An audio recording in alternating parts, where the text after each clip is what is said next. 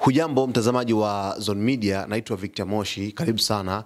Na hapa nakuletea taarifa kuhusu mzozo kati ya Ukraine pamoja na Urusi, ambapo sasa hivi vita vinazidi kurindima kwa kiasi kikubwa sana, huku maisha ya raia wa Ukraine vile vile maisha ya raia wa Urusi yakizidi kuwa matatani kufuatia mapigano ambayo yanazidi kurindima katika ardhi zao.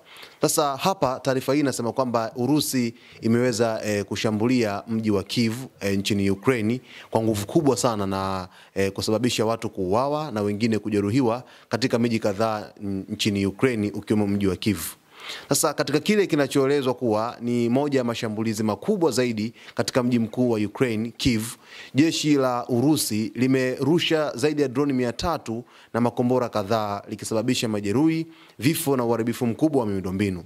Kwa mujibu wa rais wa Ukraine Volodymyr Zelensky, jumla ya droni 315 zilirushwa usiku kucha kote nchini Ukraine, huku mashambulizi hayo yakigusa takribani wilaya 7 kati ya 10 za Kyiv.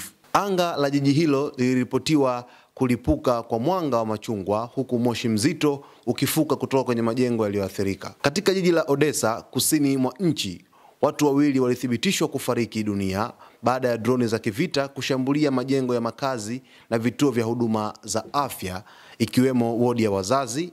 Rais Zelensky alisema kuwa watu wengine 13 wamejeruhiwa katika shambulio hilo.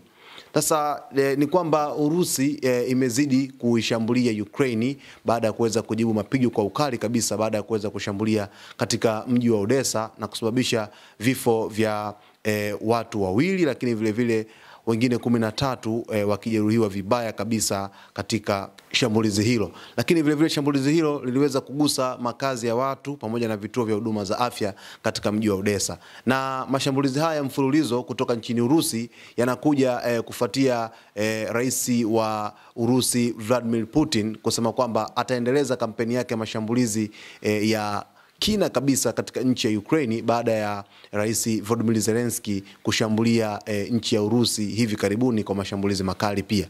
Ni kama vile vita hivi vinazidi kuchukua taswira mpya, huku makubaliano ya kuweza kusitisha mapigano katika mzozo huu yakizidi kuchukua uwanda mkubwa kabisa, ambapo inaonekana kwamba hakuna matumaini ya kuweza kusitisha mapigano katika vita hivi vya Ukraine pamoja na Urusi. Rais Zelensky akizungumza mashambulizi hayo kupitia mtandao wa kijamii alisema kuwa kwa usiku mwingine tena, badala ya kusitisha mapigano, tumeshuhudia mashambulizi makubwa yanayolenga raia wasio na hatia.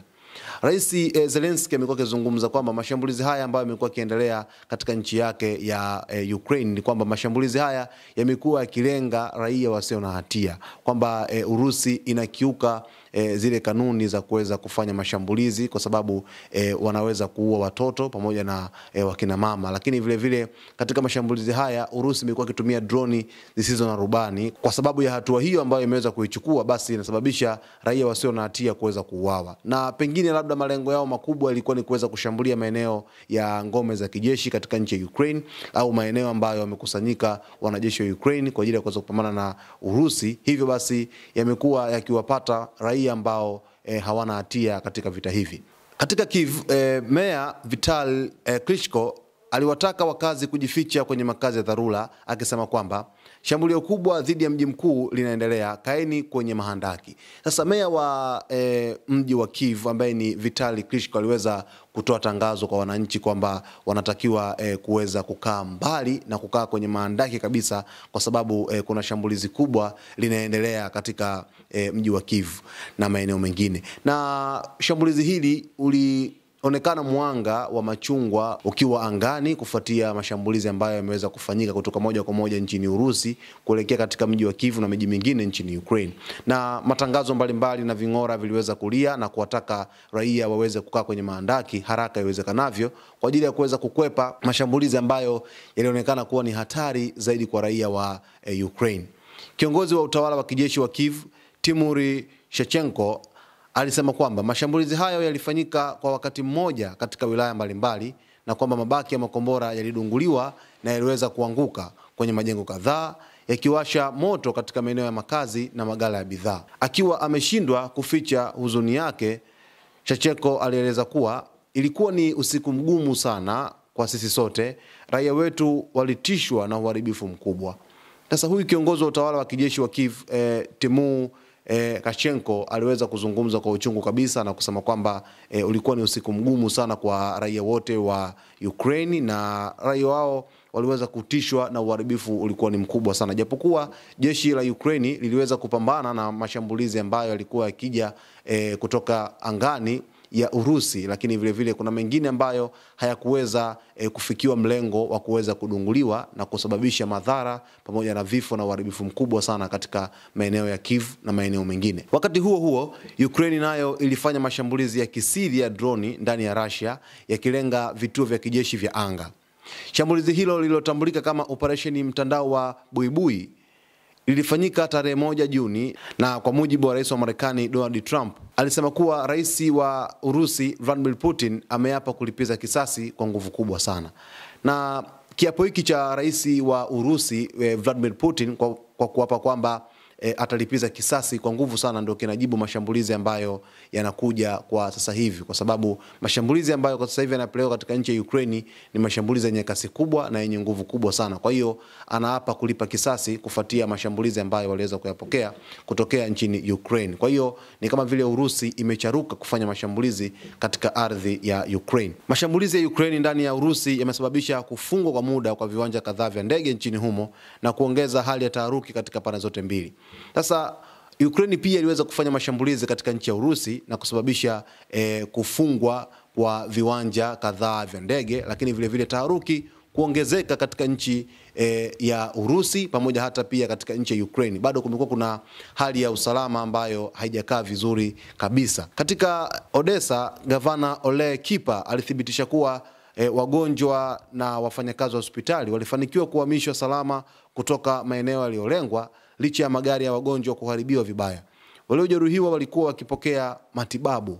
Lakini shambulizi hili linakuja siku moja tu baada ya kuanza kwa mpango wa kubadilishana wafungwa wa vita kati ya pande mbili unaojumuisha majeruhi wa kudumu, wafungwa wenye umri wa chini wa miaka 25 pamoja na urejeshaji wa miili ya wanajeshi wapatao 12,000. Rais wa Ukraine Volodymyr Zelensky alieleza kuwa mchakato huu utafanyika kwa awamu, akasisitiza kuwa ni jambo lenye mambo mengi nyeti. Tangu uvamizi kamili wa Urusi nchini Ukraine ulipoanza mwaka 2022, nchi hizo mbili zimeendelea kuwa kwenye mgogoro mkali wa kijeshi unaoathiri maisha ya maelfu ya raia kila siku. Kwa hiyo tangu 2022, tangu Urusi kuweza kumvamia Ukraine, bado nchi hizi zimekuwa kwenye mgongano mkubwa kabisa wa kivita baina ya Urusi pamoja na Ukraine, kwa sababu maisha ya raia yanazidi kuwa hatarini, lakini vile vile hali ya usalama inazidi kuwa hatari kutokana na mashambulizi ambayo yamekuwa yakisababisha madhara makubwa, vifo, hata pia na majeruhi katika pande zote mbili, Urusi pamoja na Ukraine, ambapo Urusi pia viwanja kadhaa vya ndege viliweza kufungwa hadi hivi sasa havitumiki kutokana na hofu kubwa ya mashambulizi, yakionekana kuwa ni maeneo ambayo yako kwenye mlengo mkubwa kabisa ya kuweza kushambuliwa na jeshi la Ukraine. Lakini vile vile Ukraine pia kupitia mji wa Kiev pamoja na maeneo mengine kama Odessa bado yamekuwa yapo katika hatari kubwa ya kuweza kupokea mashambulizi ya mara kwa mara, kiasi cha kwamba hali ya usalama inazidi kuwa tata katika nchi ya Ukraine. Sasa mtazamaji wa Zone Media, kuhusiana na hiki ambacho kwa sasa hivi kimeibuka upya tena katika vita vya Ukraine pale ambapo Urusi pamoja na Ukraine wanapigana tangu mwaka 2022 hadi hivi sasa mwaka 2025, miaka mitatu sasa. Tufuatilie kila siku hapa ili uweze kupata taarifa zetu muhimu kabisa ambazo tutakuletea hapa katika meza yetu ya habari ya Zone Media. Naitwa Victor Moshi, asante kwa kuendelea kutuchagua kila siku.